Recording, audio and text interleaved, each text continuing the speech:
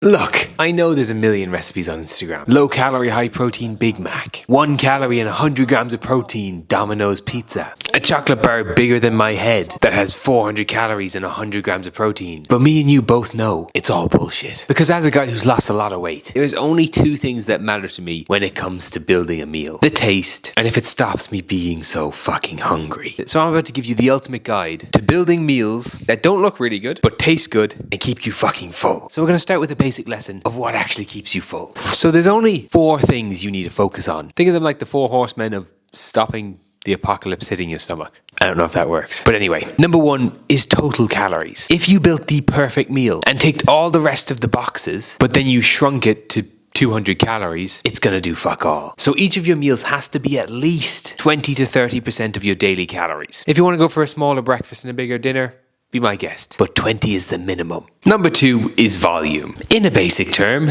the more food that you eat, the fuller your stomach will be. So in a very extreme example, this is what 500 calories of olive oil looks like, and this is what 500 grams of potatoes looks like. Which do you think will make you more full? Number 3, and you might hit me for saying this, but it is protein. Not only does protein help you build massive muscles, it's the most filling macronutrient, and you actually burn off about 1/3 of it just digesting. So it's pretty fucking good. And number 4 is fiber. The only way I can explain it is, do you remember those little toys you used to get that you'd leave in the water for a couple of hours? They would expand and they'd be kind of like squishy and soggy but massive. I think they're usually dinosaurs.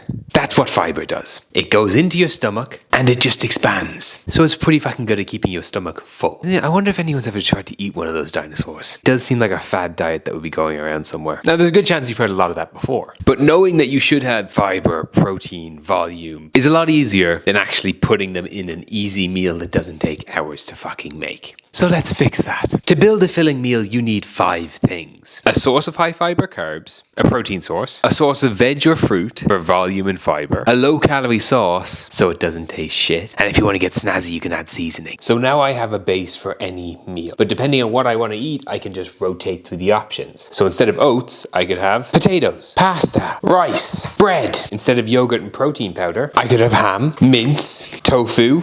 Instead of frozen fruit, I could have frozen veg, peppers, or tomatoes. And instead of cinnamon, I could have ketchup. So suddenly I've swapped from porridge to a ham sandwich with ketchup. And I follow this principle for every single meal. Like for dinner tonight, potatoes, mince, frozen veg, and seasoning. And it comes out looking like this. But if I swap the potatoes for pasta and the ketchup for tin tomato or tomato sauce, I'd have a spaghetti bolognese. Now that does cover the basics, but now let's go through portion sizing and how to tell if it is actually a good source. So if you're picking out a source of protein, the big judgment is per 100 grams, does it have less than 7 grams of fat? So things like lean mince, chicken, ham, Greek yogurt, protein powder, bacon medallions, turkey sausages, are all great. But higher fat cuts of meat or dairy products will have a much higher calorie to protein ratio, and it becomes not a great source of protein. For carbs, just pick the brown or the whole grain version and you'll be doing fine. For fruit and veg, kiwi is fine. Berries are the most filling. Green veg tends to be the lowest in calories and most filling. The only one you have to be careful for is avocados. That is a sneakily high calorie motherfucker. Doesn't mean it's not healthy, but you just gotta be careful with the amount. With low calorie sauces, most tomato based sauces are far lower calories, but if you're someone that likes mayo, go for like the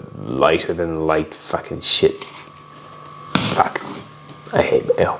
And then seasoning, you don't need to track. Now for portion sizing. Protein, you want to be getting 25% of your total daily goal per meal with your protein source. Because your carb sources will have some sort of protein, so that will cover most of the rest. Carbs, I'd usually go for about 30 to 40% of your total meal's calories. Veg and fruit, literally as much as you want. And for sauces, don't go over like 40 to 60 calories with them. So yeah, if you follow that basic enough strategy, get 80% of your calories from meals, and save a bit for a nice snack, you can build meals that will take 2 minutes to make or an hour and a half to make, but it will keep you full and keep you on track. And before you go, hit like and subscribe, you cheeky bastard.